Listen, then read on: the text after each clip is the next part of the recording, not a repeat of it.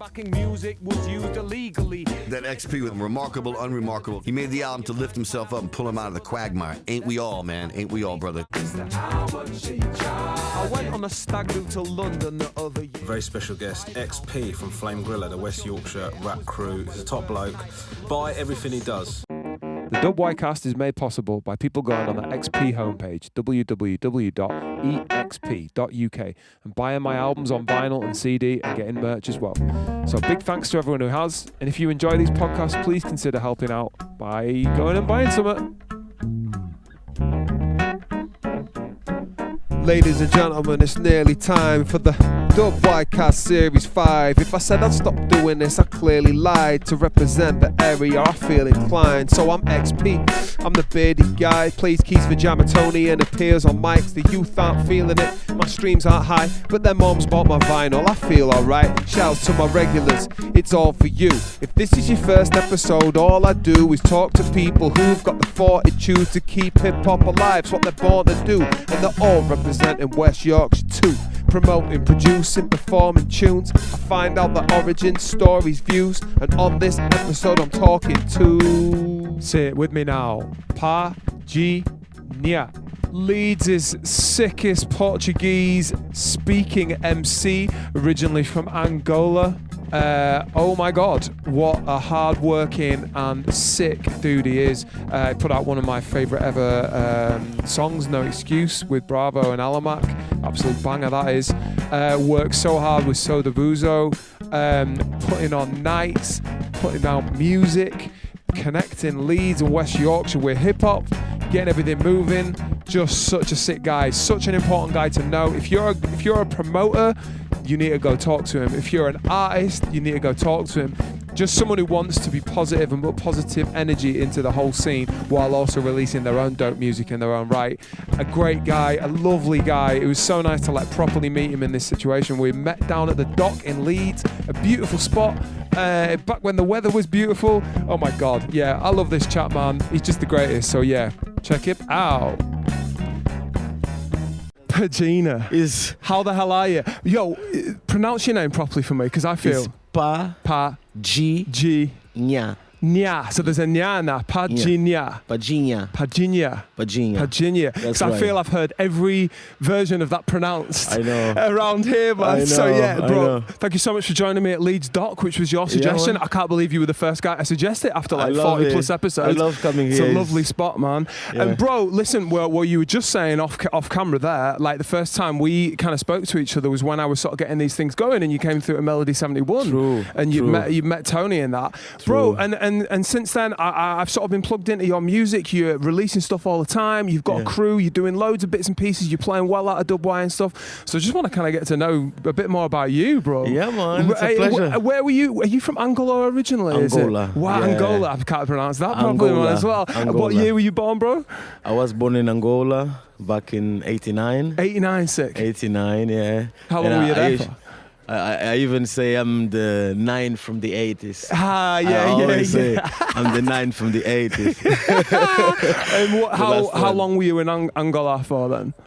So I always lived in Angola, man. All my life. I just left Angola back in 2011. Oh, damn. So you were there for ages. Came straight to UK.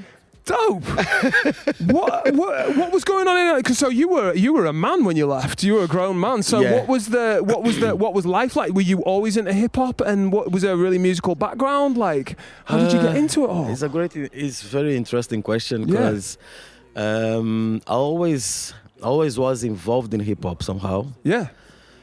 Even though I didn't know and I was doing hip hop, I was always involved. And I started with drawing. Graffiti and such. Graffiti. Sick. Yeah, I was studying arts at school. Yeah. And I used to listen to music because something that we always did in the classes of arts was we were allowed to listen to music while we were drawing. We don't do that over here, and it's so stupid. Oh, really? Yeah, it's stupid that we don't, yeah. Yeah, so I was always listening to music. And I remember when I was about 6-7 years old, there was a group called SSP back home. Right. And it was very popular. I used to listen to them. Where were they from? They are from Angola. Local, sweet. I believe they were the first hip-hop group in Angola. I really believe. I'm not sure about that, but yeah. I really believe. And yeah, they were very popular. I used to listen to them. I didn't know it was hip hop. Right. But What sort of vibe is it? I hadn't heard them before. Is it like old schooly tribe or yeah, like very boom bap. And Oh, I'm gonna go listen to these guys after. Yeah, it's very nice, man. Very nice. I suggest you guys to go check them out. Hundreds. And yeah, so I started listening to them, and suddenly I was a fan of football, and everybody at home realized that the TV channels changed. It was not sports, it was MTV, Channel O. Yeah. My father used to get pissed off with me about that. But yeah, I used to do that. And yeah, I started writing poems. Huh. I was writing poems. And one day I met this guy, and he used to do freestyle. He used to go to a radio station to do freestyle. Sick. And he came to my house because I used to speak with him every time about hip hop. I was telling him, I'm writing poems, I'm writing poems. Yeah. And he came to me one day, he brought a beat, and it was the first time that I actually tried to put my poems into a beat. Nice. But it wasn't recording. I was just listening to the beat. I was just trying to spit over it. Yeah. And that's how it started. Huh. Then he left that beat there, and it was the only beat that I had. So you just wrote everything to Man, that single beat? everything I was doing, it was in the same beat. Was it a beat he made, or was it like a famous I don't beat? even know. Oh, fair. I don't even know. Honestly, I don't even know. But yeah, this is how it started. And I was very shy. I was very shy at that time. Right. What age do you reckon this is when you were like poems to the beat? Like early? So I started writing poems. I was probably 12 years old, Okay, so 11, something like that. Yeah. And In Portuguese? in Portuguese, Which is your native always, tongue, right? Always in Portuguese. Yeah, Yeah, my main word. language is Portuguese. Yeah, so Yeah. always in Portuguese. But I was very shy. So this guy used to go to places, radio stations. He used to go to do freestyle in the streets with guys. Sick. I used to see him, but I was very shy to do it. Right. And the only thing I could do to get involved with him was beatbox. I used to beatbox to him. I wasn't that good, but I could do it a little bit. Yeah. And so I started like that. And yeah, slowly, I was discovering myself. I was trying to do new things. I started listening to other musicians, other rappers. And it's interesting that I started listening to gangster rap. Right. Yeah. For example, what West Coast, yeah, Tupac West and stuff like- Coast, NWA, Snoop Sick. Dogg, Yeah. Ice Cube. Yeah, I was listening to that rap. I'm a big fan of Snoop Dogg. Of course. And I always paid attention to the way he was moving all over his career. Yeah. And it was always very inspiring. So I remember the first thing that I did actually back home in terms of hip hop, like producing something, was merchandise. What did you put? Like, so was it drawing on tees? Did you? Or? Yeah, on t-shirts. So sick. because I was drawing, Yeah. and as I said, I was a fan of Snoop Dogg. I used to see Snoop Dogg doing his merchandise, and I was a fan of that. I was like, he's wearing his own shirts. He's wearing shirts with his name and his faces, and I loved that. So I went to see this guy that he had this shop with all the equipment, and I just took my ideas to him, my drawings, and I said, you know what? I want you to put this here. I want the name there. I want these letters. I want this, and that. And he did it. He liked it so much. And but I was doing the t-shirts for me. Of course. And he liked it so much that he said to me, Emerson, my name is Emerson, by the way, my real name. He said, Emerson, if someone comes here and they find this design and they like it, and if they are interested in buying it, I'm gonna sell it. I said, come on, this is my design. Hey, sure, brother, how are you gonna do that? I said, okay, you have to pay extra so that you keep it for you. I said, okay, I'll pay extra. Right. Paid extra. I just didn't want no one to have that right, you're the design, yeah. So you could have been making money. You didn't. It's like, yeah, you sell it, I'll take half. yeah, I started wearing the t-shirts, and I was going outside. I used to spend a lot of time in the streets with friends. Yeah. And as I said, I was listening a lot to gangster rap, and even though my education was completely different to that, Yeah.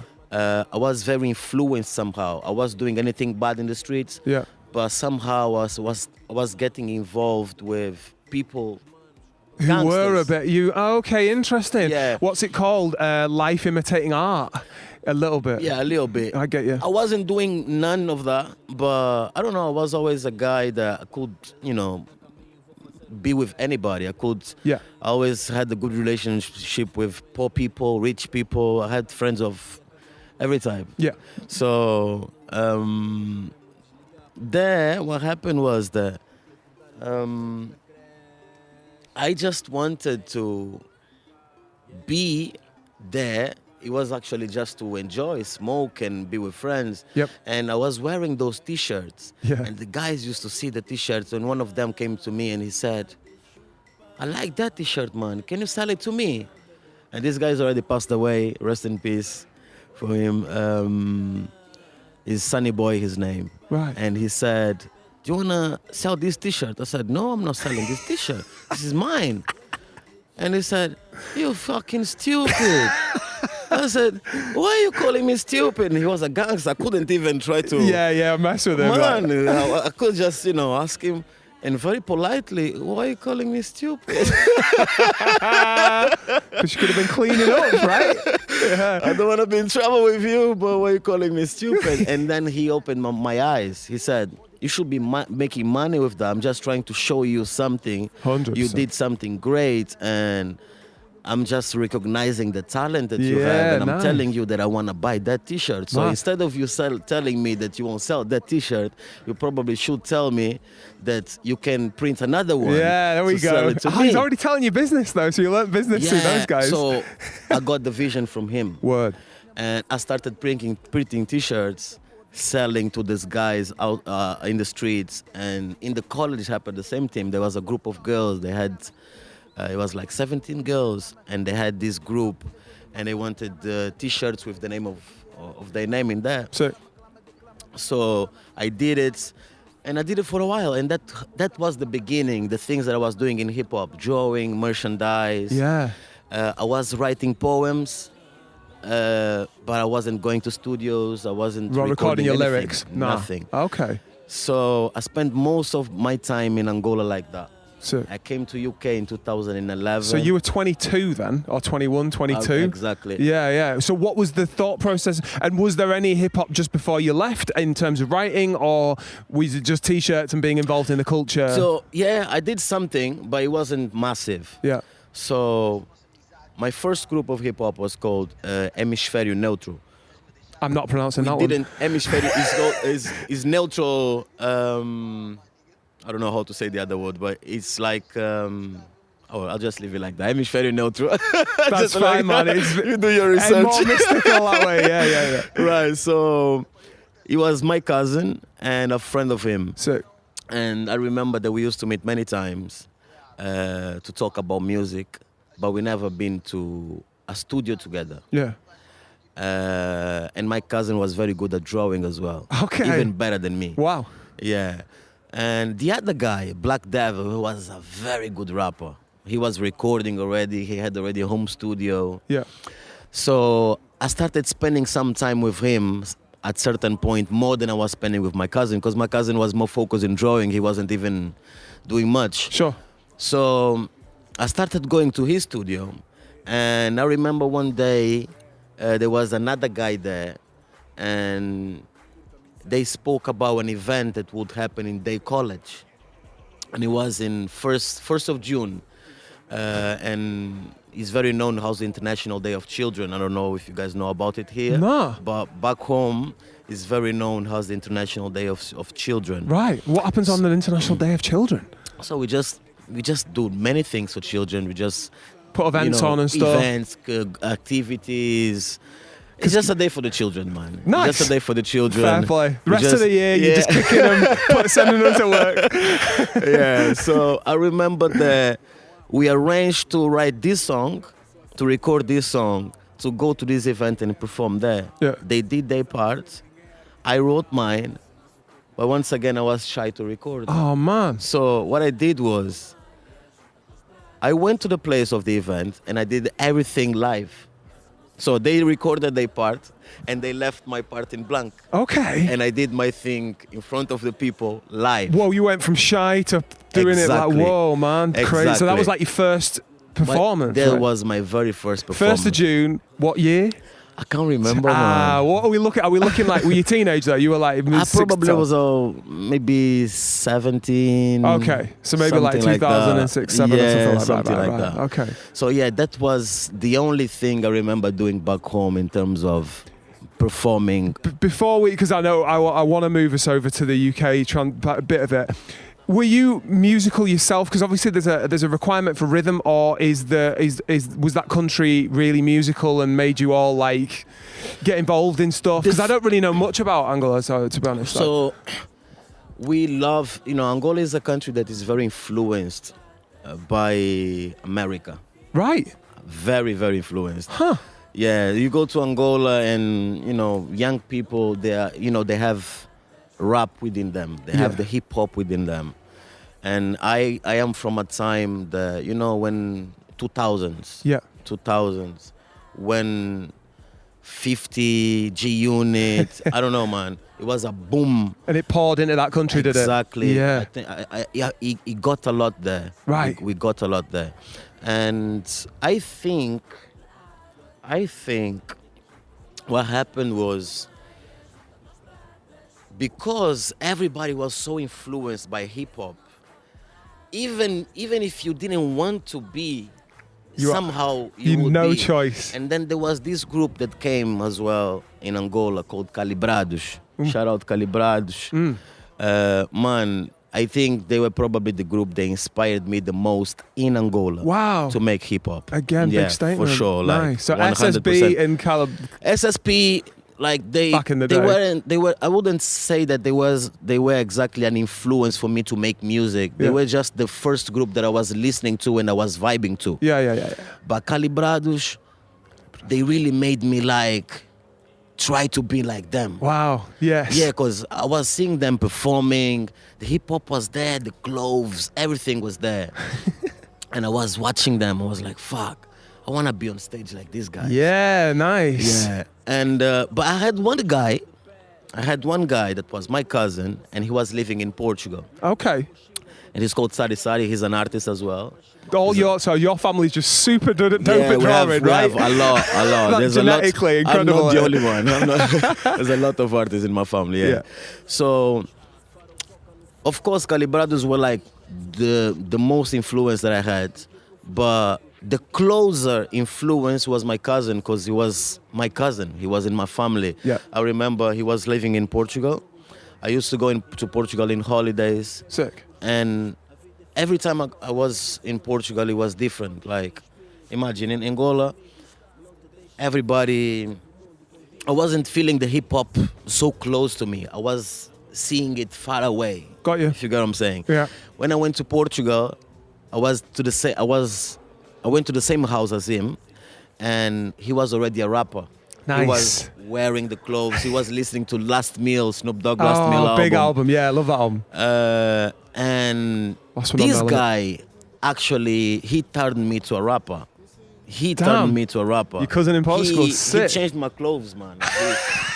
What were you wearing? Man, he got me some baggy jeans. Yeah, he yeah. put me those bandanas in my head. Sick. Like, every time he wanted to invite me to go out with him, because he was proper hip hop and all his friends was wearing just like that. Yeah. He wanted to make sure that I was just like them. Sick. But I was very shy. I was wearing all those clothes, but At least you got hood. oh shy.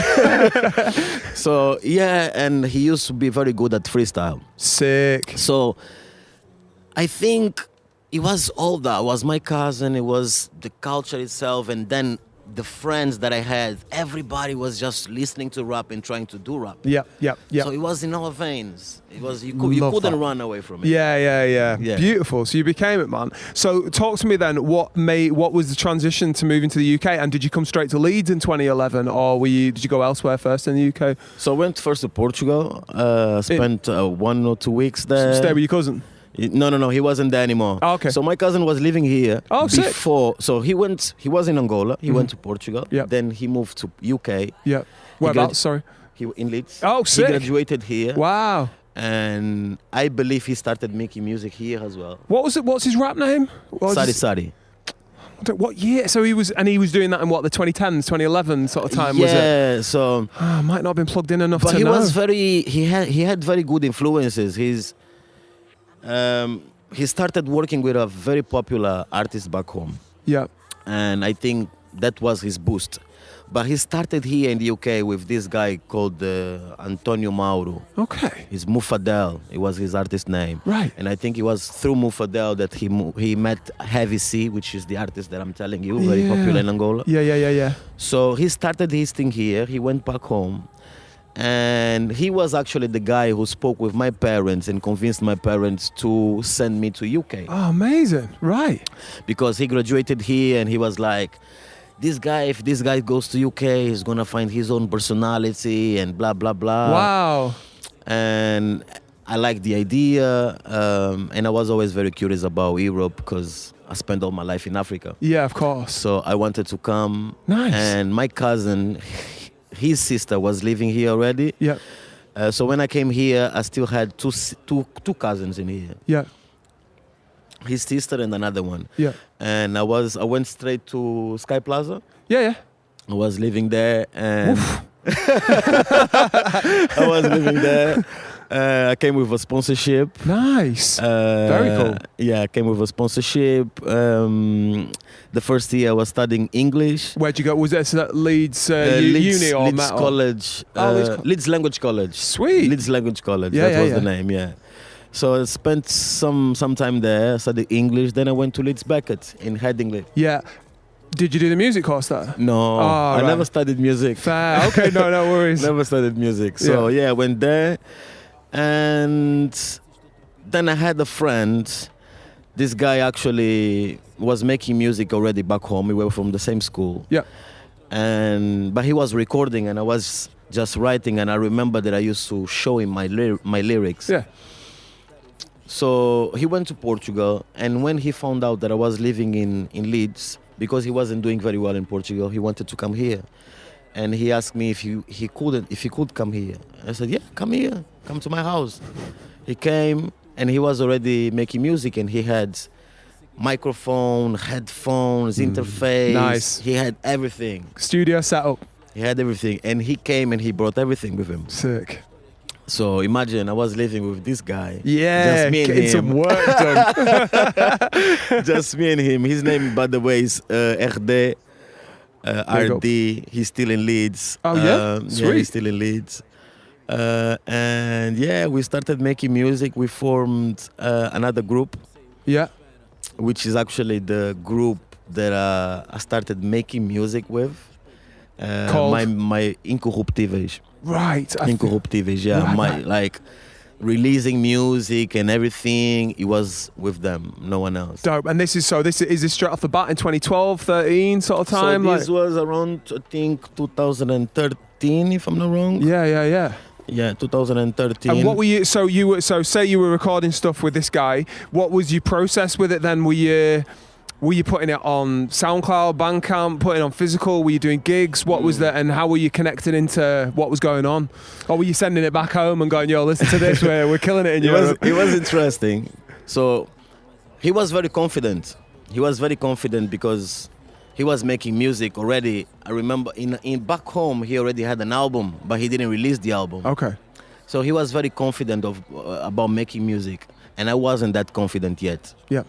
So I was recording and I was making sure that I was listening to him and just follow everything that he was doing and learning at the same time. Sick.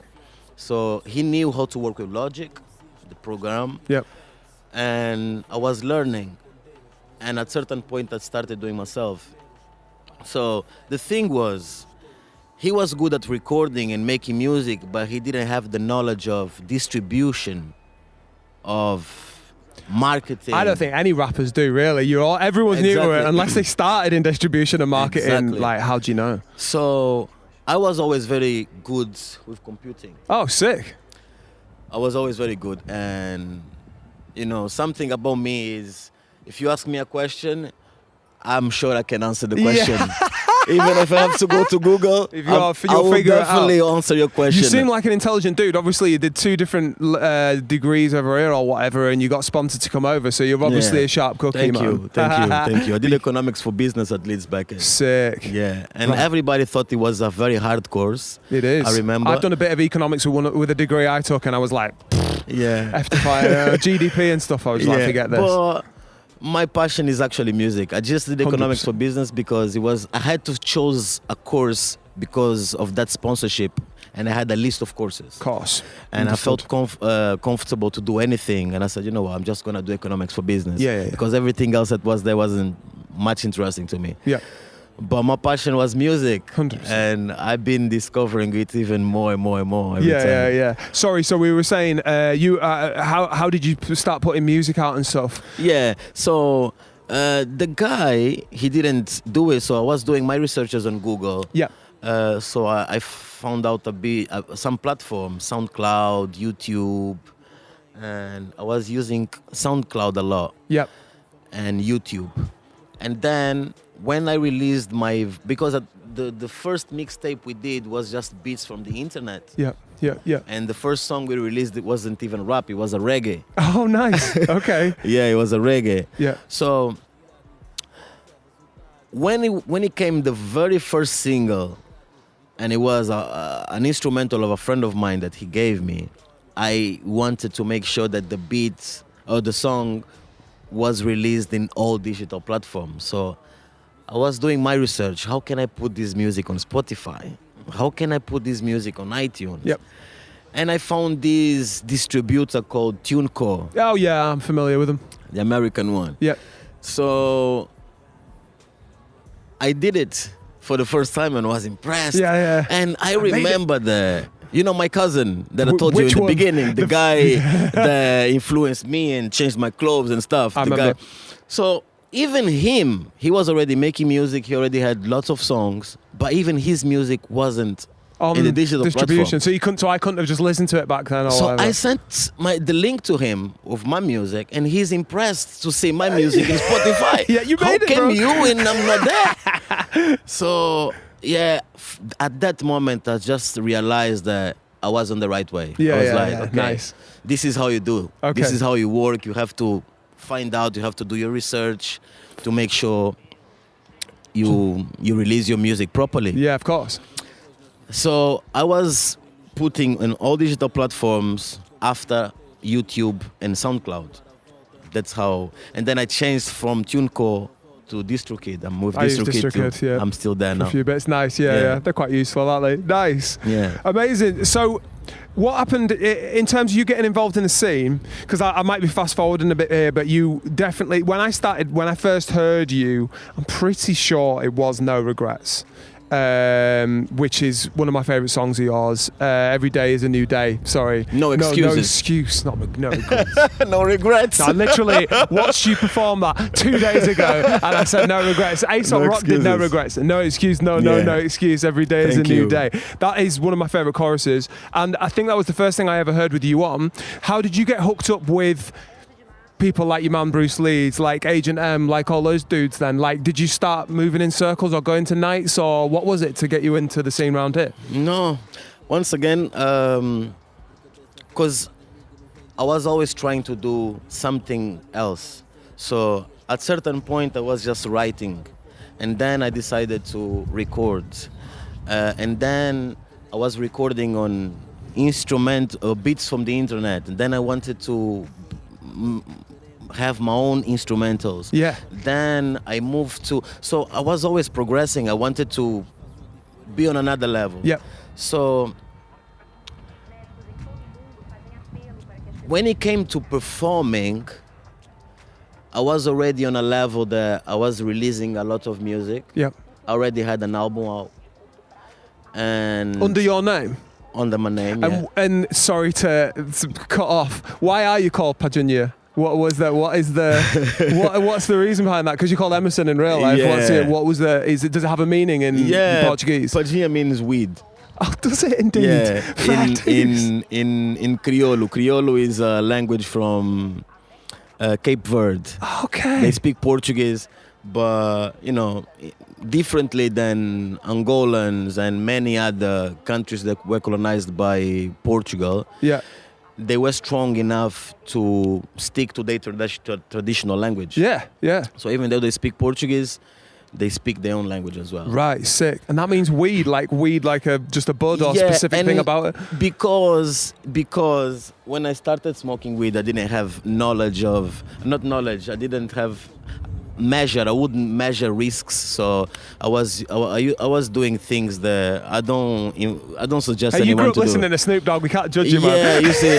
So You're I went to influenced. Portugal in holidays, and I decided to out take there. some weed with me. Yeah, and I took it out there. from Angola to Portugal. Ooh, risky. But that was just for me to enjoy, and Yeah, I was yeah. like, nothing will happen, just chilling. Jeez. So because I took so much, I met this guy in Portugal, and he was from Cape Verde. Oh, sick. And he was like, what is this? I said, this is some smoke from Angola. And he touched, and he said, damn, this is Padjinha. I said, Padjinha? What is Padjinha? This is Padjinha. Padjinha.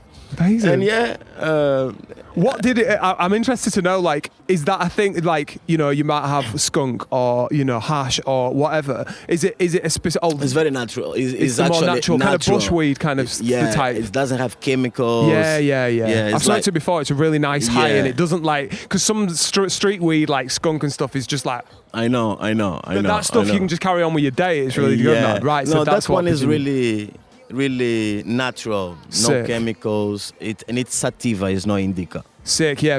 Ah man, I can only Yeah. smoke Yeah. sativa. Really. Yeah. So Sick. Right. it was exactly because of that guy in Portugal. He came with that name, and the only reason why I kept the name for me wasn't even because weed.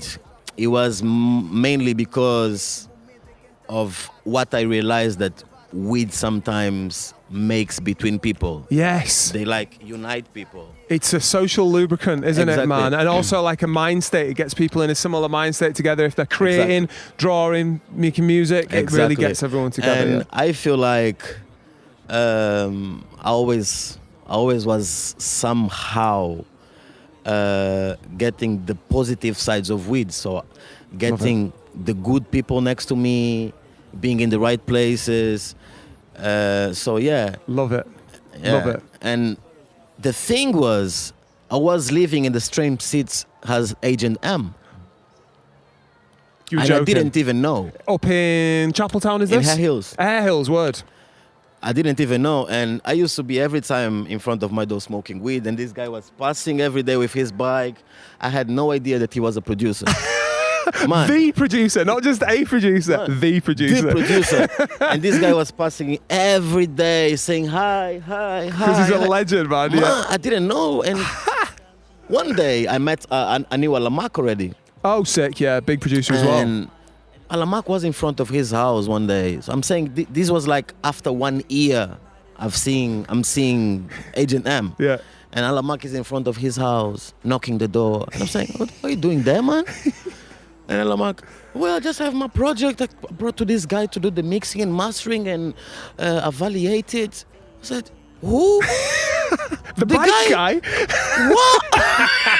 Are you serious? I'm living here for 1 year. This guy's a producer. Yeah, he's a sick producer, bro. Oh, man. So really? Yeah. So yeah, I made sure that I would wait. I was waiting for Agent M to open the door. Yeah. Just to make sure that he was talking about the same guy. Yeah. So when he opened the door, I was like, "Is really you?" Hey man, this. you good? Yeah, good. Okay, we talk later. Yeah. Okay, Let me cool. get your number, man. And Wow. yeah, so Agent M is a legend, man. I really have 100%. much respect for him. I'm very glad to have met him, and I really appreciate everything he has done for me. So Totally. he gave me this first beat, and it was Dabuzo. Right. Another one I'm familiar with as well. Yes. It was Dabuzo. Now, because that's a bit of a crew name, right? Well, or did that happen after? Did you yeah. write Soda Buzo before? Dabuzo was actually something that I created.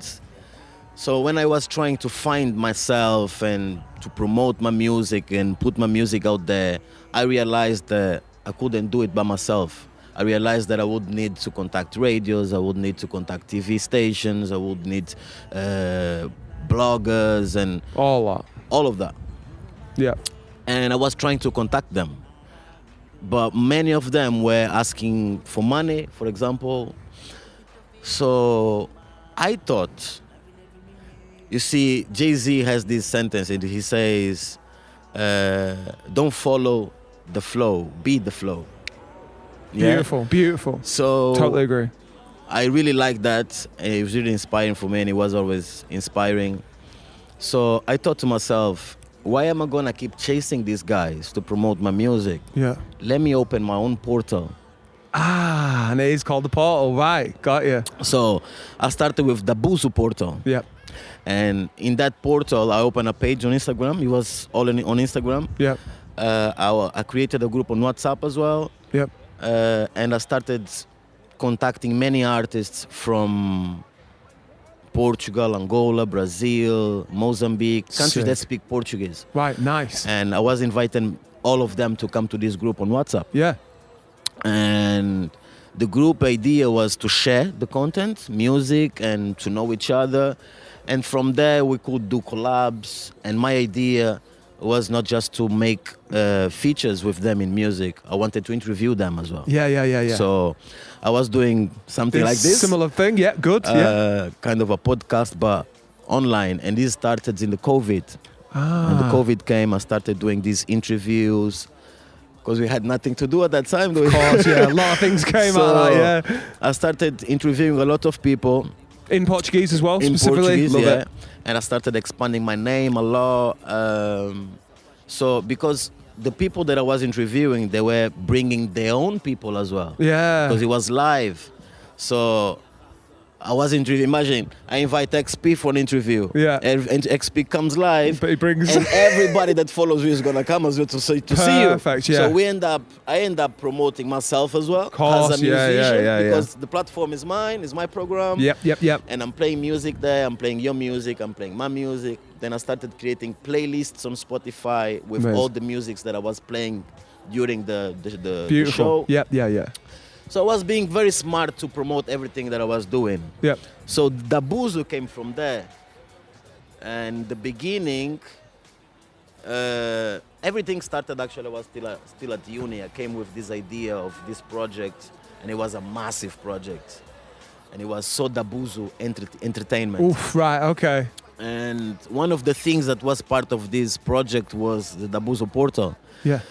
So yeah, that's how I started with the Dabuzo. And then when he sent me the beats, I was feeling this spirit of promoting artists. I was really living that thing at that time. Yep. So when I listened to the beat, I just felt like, okay, this one is gonna be the So Dabuzo one. Yeah, man. So I decided to make the So Dabuzo Legendary. track. Beautiful. Does So Dabuzo mean anything that could translate? Right. Interesting It's to a know bit hard why it's called that. to translate because I think it has kind of a different meaning in English, the same words. Because abuse, I think in English is a bit negative. I see.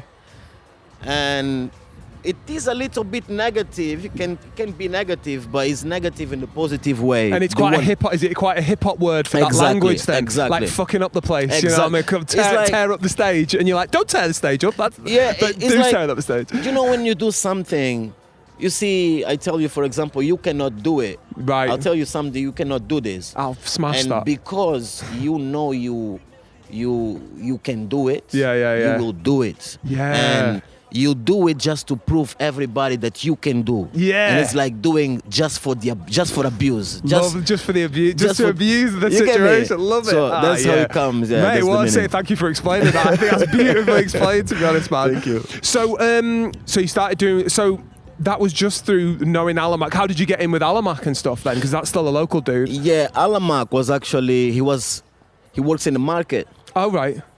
So I remember that a friend of mine, one day we went there just to get some fruits. And we went to Alamak, and my friend told me, this guy makes beats.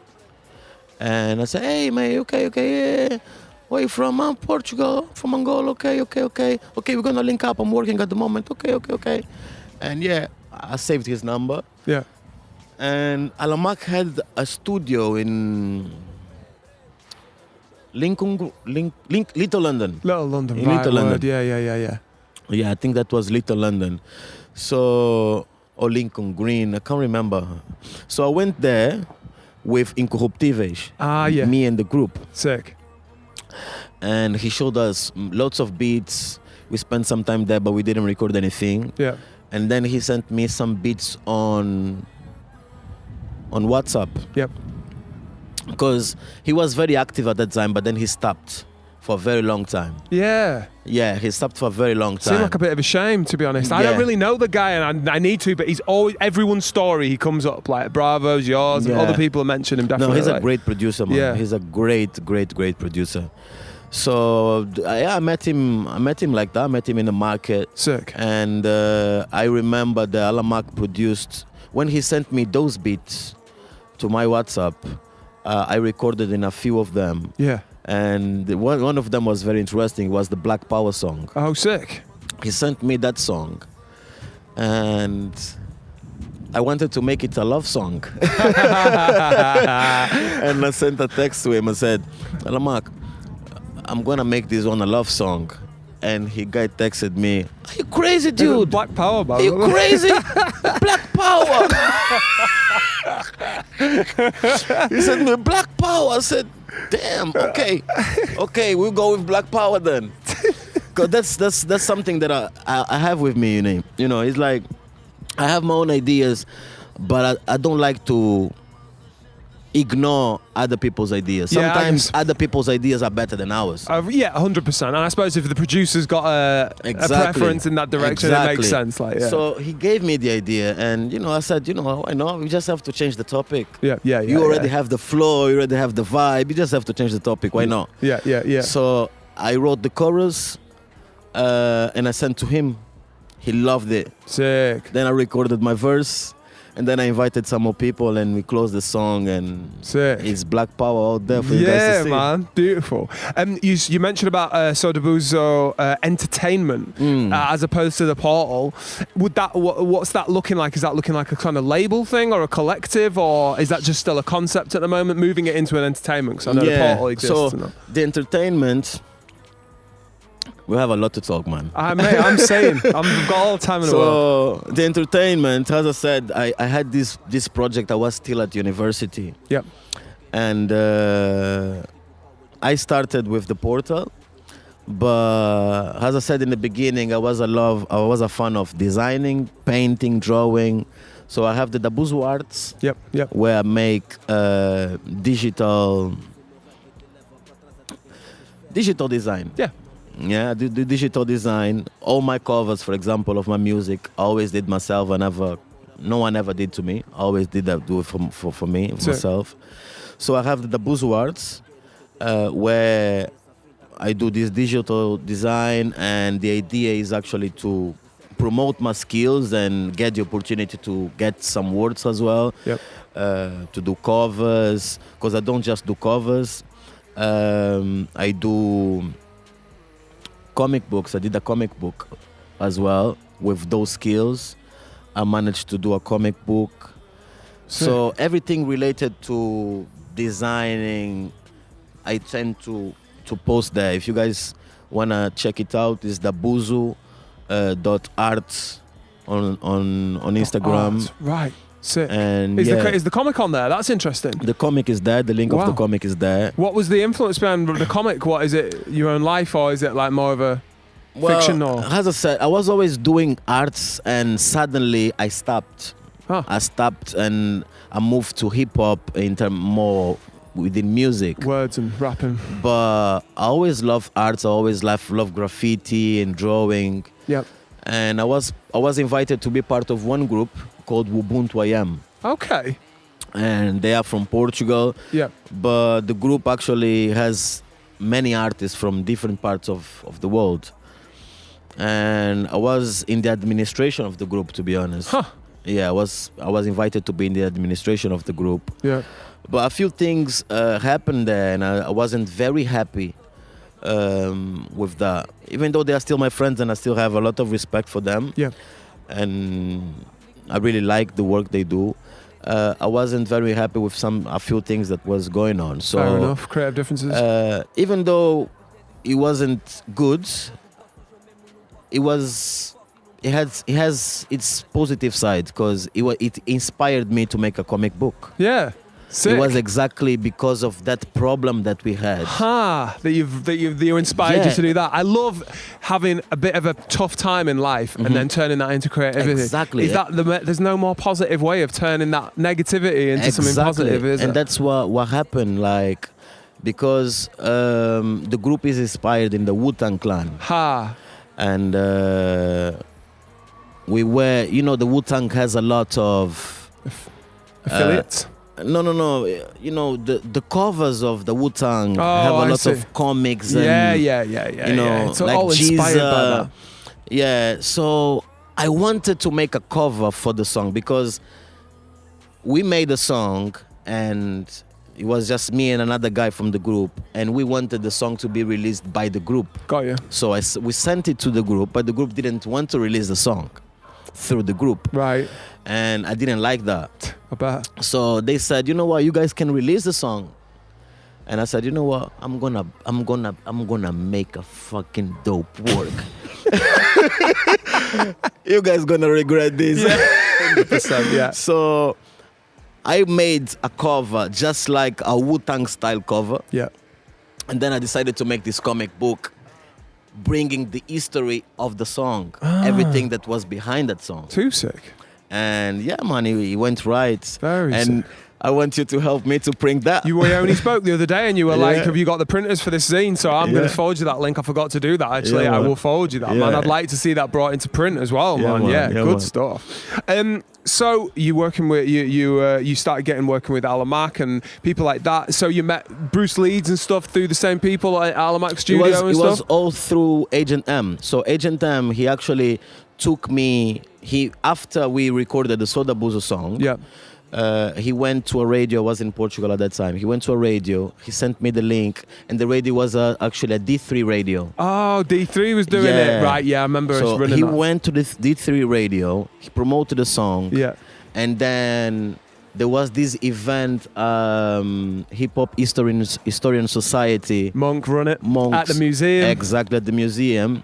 And Agent M was supposed to be there DJing. Ah, yeah. So he asked me, Emerson, Padjinha, do you want to come to rap Dabuzo? Yeah, I said, yeah. why not? Hell yeah. Let's go. And it was the first time that I was performing in Leeds. Ah, that was your first. Your Yeah. first West Yorkshire And performance. there I met Everyone. Paul Admid, Bruce Lee, everybody. Yeah, Mark Mushington will be there, Oliver- Mark White. Say again? Oliver Reese, Mark Mushington are probably Blackson. there. Yes. Everybody was there, and I've seen Wow. them for the first time there. Did you meet Monk for the first time then? Or did you met him before? Because your story of drawing on T-shirts and such is the exact parallel of Monk's. That's how he started really? out, all T-shirts and stuff in his podcast. That's what he talked about, and he caught people's eye in the way that he was drawing on T-shirts and Wow. stuff. So I thought there must be, because I know you guys are friends now, Yeah, yeah, right? yeah, And there must be a sort of bond between you of that. No, the he's very drawing and inspiring. stuff. He's very inspiring to me. Very, Yeah. very, very, very inspiring. Yeah, so I think I've seen him there for the first time.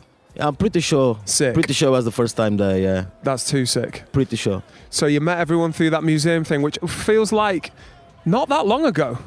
There was, Was I think, in 2021 or 22. So it's after COVID, After COVID. and that was your first performance in West Yorkshire. Yeah. Fucking hell. So we're only talking like 3-4 years ago when you were Yeah. first landed in the... Yeah. So I was already making music. My first project was released in 2017 or 18. And that made it, that was the TuneCore, that made it to distribution and stuff, did it? And Spotify and stuff. I have 2 mixtapes. I have 1 EP and 1 LP. Yeah. And yeah. So after releasing this project, I started releasing just singles. Yeah. And that's where the first single with Agent M came. I see. And it was after, there was another guy from Leeds that I was working as well. Who's that? Which is Martin Chusol. Okay. He never comes to these events. I'm not sure I but know he him. knows very well Agent M because they studied together. Has he got a different name than Martin? Or is that like a... Shoe Soul. Shoe Soul. Don't know whether I've... Shoe Soul. Yeah, so Wonder who the I song don't that know him. I have a song 80s Baby, Okay. and He he produced it. produced two songs for me. One of them is in the album, Right. and the other one is not in the album. I just released as a single. Right, interesting. So you said you put out a couple of LPs or what have you, and then singles only for a while. What was you thinking behind that? Why didn't you want to do like full projects and just do like tracks and tracks? Well, I feel like, I was just experiencing. I was trying to do different things. I was always trying to change my strategies. So I started with mixtapes, then I went to EPs, then I went to LPs, then I started releasing just singles because people was telling me as well that sometimes when you release just an album, the people won't listen to the whole album. It's the truth of it. Yeah. They will just listen maybe to the first 4 songs or 3 songs, and the rest... People I don't respect do that. Yeah, so I thought to myself, you know what? Let me try to release just singles and see how it goes. Yeah. So it was more an experience. I just wanted to see how and it went well, man. Yeah? It went really well. I got really good results since I started releasing just singles. What do you count as a result? So, for example, when I released the album, I wanted to make music videos, but I was very confused of what I should do because it was so many. But when I started releasing just singles, I was just focusing in one single work. Of course. I see. That's the project. That's the thing. project. So the That's music what we're gonna video, work- the release, Exactly. the effort goes into it. So Yeah, when it it's was true. the album, I feel like, and I didn't have experience. I was doing too many things at the same time. I was recording a lot of songs and I was doing everything by myself. Yeah. So I think I was a bit immature to manage all of that. At once, I get you. So I started getting better results when I started focusing in just one single project. Interesting. So- Fair enough. Making the music video, finding different strategies just to promote that single work. Yeah. Performing that song. I Getting have people on songs, I don't know if you remember, but I said in the performance at this weekend, the song Get Comfy was my first time performing that song. Ah, yes, you did. Yeah. And it's probably the song that I have, the most successful song that I have on man, and Spotify. And it's a song that has more streams. Yeah. But it was the first time performing. Why'd I you do that? always wanted to release the video, but I couldn't. But once again, it was too much happening at that time. I get you, I couldn't yeah. manage. Now that I'm performing here and there, you see, at that time, I didn't even know that I needed to have the backing tracks to perform. I was just getting the songs and releasing the songs, and that's it. Yeah. Nowadays, whenever I make a song, I ask the guy, whoever is mixing and mastering, you have to send me the PA. Yeah, version of it, or little You get me? ad-libs and stuff I'm in it not as well. making playback anywhere. I'm not doing playback anywhere. Were you, and in terms of music videos, are you producing them yourself, or are you working with people on the music No, videos? I don't produce. Yeah, I don't produce. the videos and stuff. Are you filming them? Who's doing your videos? Who's doing your music videos then? Because you did one in there. I've seen one of you and Bruce Leeds cooking. That was with Dylan. Yes. Dylan Films. Dylan Films. That was with Dylan That is in Films. fact no excuse. That was with Dylan Films, yeah. Sick. Shout out Dylan Films. And then there is another guy, which is the guy who I started working with in terms of videos in Leeds. Yeah, It's yeah. called Zulu. And he has his project is called Zulu Vision. Yeah. And I met him at the bus stop one day. Of course you did. Yeah, man. You know, the guy has dreadlocks. Right. So I was passing through him and he had a camera. And I was just cycling. I saw the guy and I stopped and I went to talk with him. I said, "How you doing, brother? You're right. Yeah, I'm cool. Man, I like your dreadlocks. I like your style. Oh, I like yours as well. Oh, fam. Nice. Sick. Bro, I'm seeing your camera. Do you do videos? Yeah, I do videos. Where you from? I'm from Angola. Oh, I live with an Angolan guy. Oh, really? Nice. And from there, man, we changed numbers. Beautiful. Sick dude, very nice guy. Just very from, humble. Just from seeing him at the bus stop and being like, easy. I love So that, man. sometimes, So man, Yorkshire. is Such a that Yorkshire story. when you that. give love, you get love back, man. 100%, man. Yeah, when you give love, you get love back. And this guy is still supporting me, man. Yeah. You know, we did the music video of Money, and he's working at BBC at the moment, by the way. Well, no way. Cool. Yeah, so I invited him to be part of Dabuzo Entertainment. Yeah. Because I wanted to make a podcast with him. Yep. But then he got this opportunity to go to BBC, and he's working there. Beautiful. He contacted me once because he was doing something there, and he got the opportunity to interview someone. Yeah. And the conversation would pass in this program. Yeah. So he called me, asking me if we could have this conversation. We did it, and the thing actually played on BBC. Sick. It was very good. Very cool. And No Excuses played there. Oh man, beautiful. Yeah. You're clipping that out and putting it on socials. That's beautiful. So yeah, I've been working with him. Still, he did the video of Money. Sick. I suggest you guys to go check it out. 100%. Gotta go check Yeah. that. So you just did the WY block party with us, and you said, "Oh, I'm glad I'm playing early, man. My throat's knackered. I've just been. I played in Nottingham the other day. So you're playing all over the place. How are you getting these opportunities outside of West Yorkshire? Then, what's your? Is it just from spreading love and talking to people that you end up? Because you just done a gig. Is that right? You just done a gig in Nottingham. I made that up. The thing is, when the fishman wants fish, he has to go where the fish is. Do you understand? It's beautifully said. Yeah, fair enough. And a fish in Nottingham? Well, that's what I mean. It's like, you wanna eat? Chase the food. Fair enough. So you were just So, down. I was talking with a friend. He's from Nottingham. He told me that he would be in this event, and I told him straight away, "Is there any chance I can perform there?" Love he that. said, "You know what? I'm gonna ask the lady that is organizing it, and I'll get back to you." I said, Yeah. "Okay." I sent some videos of my performances. She liked it, and she said, "You know what? I want him to come." Love to I hear said, that. Great. Yeah. I'll be there. Yeah, perfect, man. Mate, I love that chasing of it, because I think a lot of people put music out and it'll one or two ways. They'll either be really shy with it and won't say anything, or they'll be like, I'm amazing, but people need to come to me. Yes. And nothing ever happens that way. Yes. And I've seen people who are really talented just sit and go, oh, no opportunities, and that guy's getting an opportunity, and that guy's getting an opportunity because, as you say, he's going after the fish, innit? No, you man? have once again, don't follow the flow. Be the flow. Be the flow. You know, the first interview that I ever did in my life, I remember I wanted to be interviewed. I was with my group, and I wanted to be interviewed. I wanted someone to ask questions about the thing that I was doing. Yeah. And no one was contacting me. Do you know what I did? Ask someone. I asked, bro, can you come to my house, get this camera, film us, ask us some questions. Yeah. We're gonna sit here. Yeah. And we're gonna talk to you directly. You just ask the questions. Is that okay? Yeah, we can do that. Okay, fair enough. Done. And I posted Organize your the own thing. interview. Perfect. No one, but I just did it. So I think be the flow, guys. Be the flow. Word, man. Sick guy. Yeah. So coming up to like present time and into the future, you seem like a dude who's like massively plugged into the West Yorkshire scene already, gigging, putting music out, working with people from around here, performing and stuff.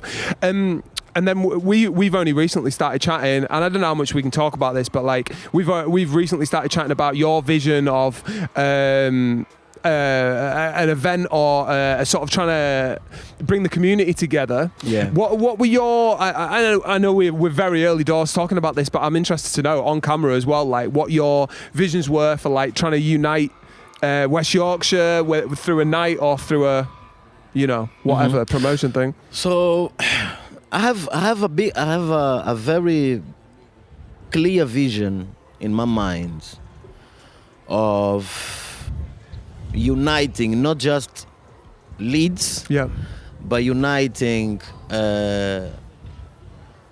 because I started, the Dabuzo portal that I was doing. Uniting Portuguese MCs from all over, man. Exactly. Yeah. So I created a similar page on Instagram, which is Dabuzo UK. And my idea was to do the same thing, but I need to get more artists from Leeds and UK in general. Yeah. Last year, another thing that I was doing in Dabuzo Entertainment, it was not just arts, it was a cipher. I was doing ciphers. Yeah, and are we talking a rap cipher with that? Sick. So I have already 2 ciphers, and the artists that I invited are actually from that group that I told you about that I created on WhatsApp. Yeah, yeah. So my idea with here is pretty much the same. I want to do ciphers with artists from here. Yep. And I want to promote the artists from UK, in Angola, in the Portuguese community in Angola, Brazil. Vice versa, yeah. I want you guys to be seen there, Yeah. and I want them to be seen here. 100%. I think that's a beautiful thing. So when I came with this idea of the cipher, it went really good. I even spoke with Bravo about it. I said, Bravo, shall we move to a 3rd cipher? But instead of having just the Portuguese community in this cipher, can we do a mix? Yeah. Having artists from Leeds and artists from Portugal. Yeah. And he said, man, that's a dope idea. That Yeah. would be great. And we actually started working on it. We started working on the instrumentals and stuff. So it's gonna come. It's gonna happen for sure. So talk to me about ciphers, bro. Because so I've obviously been part of the WI cipher, which we set up as just like beats with West Yorkshire rappers freestyling, and this guy'd rap, that guy'd rap, this guy'd rap. We film it all, edit the best bits, and they put it out. What's the format of your ciphers? I'm not sure I've seen one. So is one of your sort of It's called Dabuzo Cipher. It's the Dabuzo Dabuzo ciphers. Cipher Attack. And what's the format of it? Is it literally rapper or? Yeah. And are they in a room together or are they? No. Well, the idea of the cipher, because I only have 2, and the second one doesn't have a music video because I couldn't collect all the videos. But the first one went exactly how I planned from the beginning till the end. Right. So the idea was rappers to be outside. And with a microphone. Yep. And spitting on the microphone. Right. They could choose the spots. I would be part of the cipher. I would make the intro. I would make the ending. So starting and closing, just presenting the artist, maybe presenting the project. So I'm doing this with one guy. He is a producer. He makes the beats, he does the mixing and the mastering, and I select the artists and I actually make the structure of the song. I pick who comes first, who comes second, who comes third. Right. So the first cipher, it was just rapper after rapper. Yeah. No chorus, nothing. Yeah. The second cipher, we decided to do something different, so we came with a chorus. Yeah. So it has like 4 rappers, and then chorus, and then another 4 rappers and chorus. And would this be like a video that one rapper's taken and then you'd add the next video that the other rapper's taken and there'd be like different areas? Exactly. And but carrying on with the same song. And it went really nice. It went really nice because I haven't watched it. One of the guys, I need to. He did his scene, it was in the evening, it was completely dark. It was really nice because some is very sunny. Yeah, getting a shot like this. Then it's very dark. It's like it's so nice, honestly. You guys gotta check it. So just go. If you go to my page, Padjinha on YouTube, it's there. It's called Dabuzo MCs. Right. It's the name of the artist. So I release it to Spotify and digital platforms as well. Yeah. So it goes has the main artist. It goes Dabuzo MCs. Yeah. And then it features the name of everyone that is involved in the cipher. Right, sick, man. And just off on a side tangent, you speak in Portuguese, which anyone who speaks more than one language, I think is just like incredible. But in terms of you like rapping in Portuguese, and you do a bit of English here and there, don't you? What is there? Would you always keep it like, what would you say, like 95% Portuguese in your raps and stuff? Is that because of where you're comfortable with? Or do you feel like you've got more of a listenership in Portuguese-speaking countries? Because obviously, like, I listen to your stuff, and I'm like, yeah, no excuse, every day is a new day. And then you start your verse, I'm like, cool, yeah, he's got flow. You could be saying badgers, and I had no idea, you know what I mean? So, Well, I feel more comfortable doing Portuguese. 100%. I could see why. I feel more comfortable doing Portuguese. Yeah. See, I can rap in English. Yep. I'll just put it like that. I cannot do a freestyle in English, but I can do a freestyle in Portuguese. Yeah, off the top freestyle in Portuguese. You see, no worries. So when it comes to make music, I like to challenge myself. Yep. I like to have a little bit of everything. Even when it comes to instrumentals, I don't like to stick just to rap beats. Yep. I like to do Afro beats. That's it. We do a bit of reggae and stuff at times. Like, So I like to. I call myself an artist. I don't call myself just a rapper. 100%. I love that. So you want to box yourself into just that genre, innit? Like. So with that is exactly the same thing. Yeah. I just like to explore and do everything, a little bit of everything. Sick.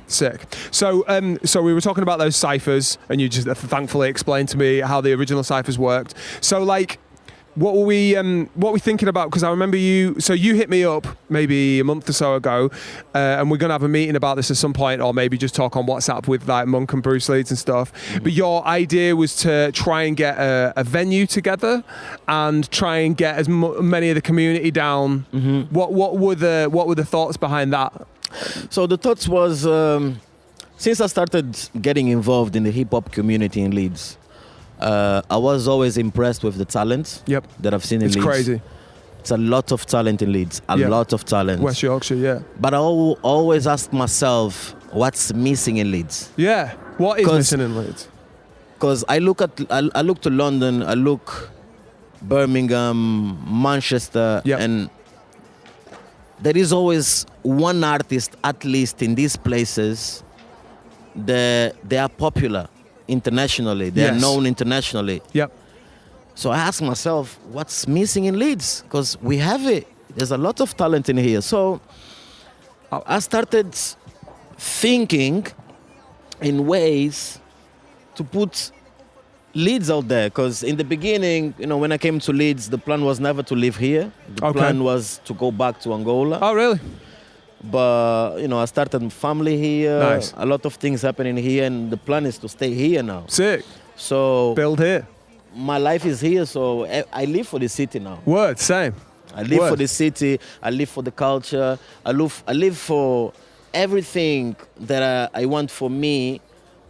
I want somehow to reflect in Leeds. Got you. Like,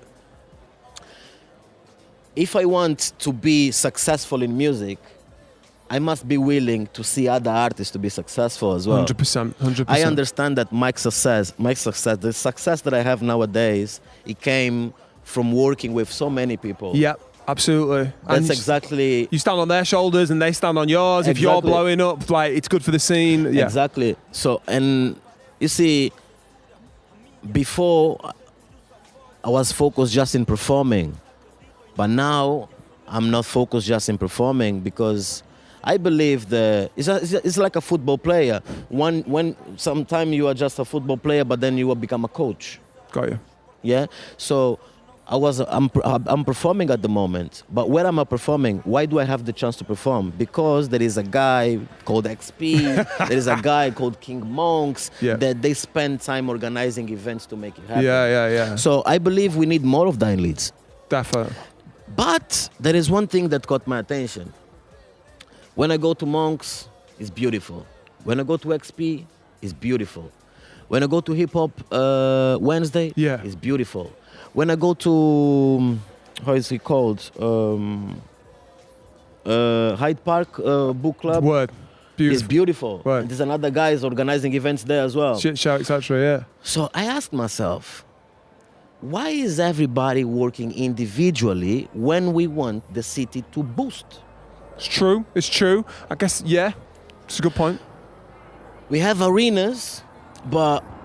How are we ever going to get in there? The big arena, I ask myself, who doesn't want to go and perform there when these artists from America come here, for example? Oh, man, that's it. Getting on the support slots for that. Some people are really gatekeeping those positions, aren't they? We want that. 100%. But we need the connections. Mm-hmm. We need to be involved. Yeah, absolutely. So how can we be involved? We need to be seen. And we can only be seen when we are united, when we are strong. Yeah. So I feel That's West Yorkshire. that's what we're trying That's to do. a beautiful man. logo, by the way. Yeah, that's what we're trying to get everyone in, though. But I totally subscribe to everything you're saying with that. Like, so these are the questions that I was asking myself, and I said, you know what? Let me see if I can find a good spot. I was looking for spots first, and I found this beautiful spot. yeah, And I said, now that I have this spot, let me pass the vision that I have to these guys, because I recognize the experience that you have. I recognize the experience that Monks and Bravo and everybody has. 100%. But I still believe that you probably have something to learn with me, just like I have to learn. Yeah, We all absolutely. have That's something- why I do this, man. I've been learning all day. Exactly. So I said, you know what? Maybe if XP is with Monks together, they're gonna be stronger. Yeah. And then with you, if I put even myself stronger. there, we're gonna be even stronger. Yeah. Then Bravo, even Yeah. stronger. Yeah. Because I've seen that we have everything to make it happen. We have video makers, we have photographers, we have radio stations, we have podcasts, we have bloggers. Yep. We have everything. Yep. We just have to unite. 100%. And the day that we unite, we will be seen somewhere. I agree. And we will definitely be called to go here and there, because the opportunity is there. Yeah. We just need to get there. I feel there's a media piece missing. I think creatively speaking, the area, West Yorkshire, Leeds, is amazing. Individually artists, as groups artists, amazing. I feel there's a radio piece missing. I feel there is certainly just a knowledge, you get these flyers through you open your post box and it's this advert and that advert. Why isn't one of those flyers like the music that's going on here and there? Why aren't you getting told in town what's going on locally instead of, Oasis have sold out a venue? Who gives a fuck about Oasis? Yes. Like, what about your man from down the road who's incredible, you've never heard of before?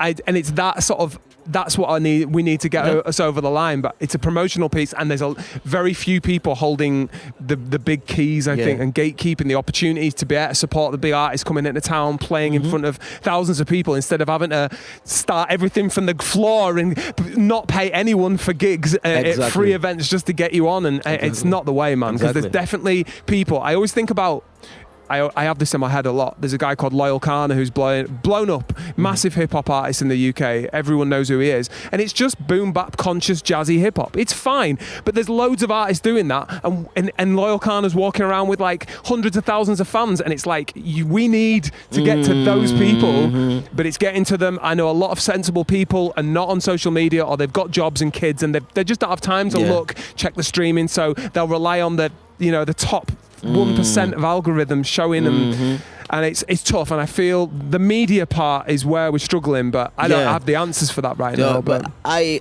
really think it will come from this unity. Yeah, 100%. It will come from this unity. I agree. Mate, it's the action, it's taking that action that's the hardest part, I think. Yeah. But it's easy to sit around and go, there's nothing going on in Leeds, or there's no scene in Leeds, or there's no scene in West Yorkshire. But it's like, you have to get off your ass and do something, make something happen, get people together. And I feel like with the community that we've got and the way that it's going, a lot of people are giving their time, and that's the valuable thing, isn't it? Their time and their effort where they can to make things happen. So, like, it can happen, man, definitely.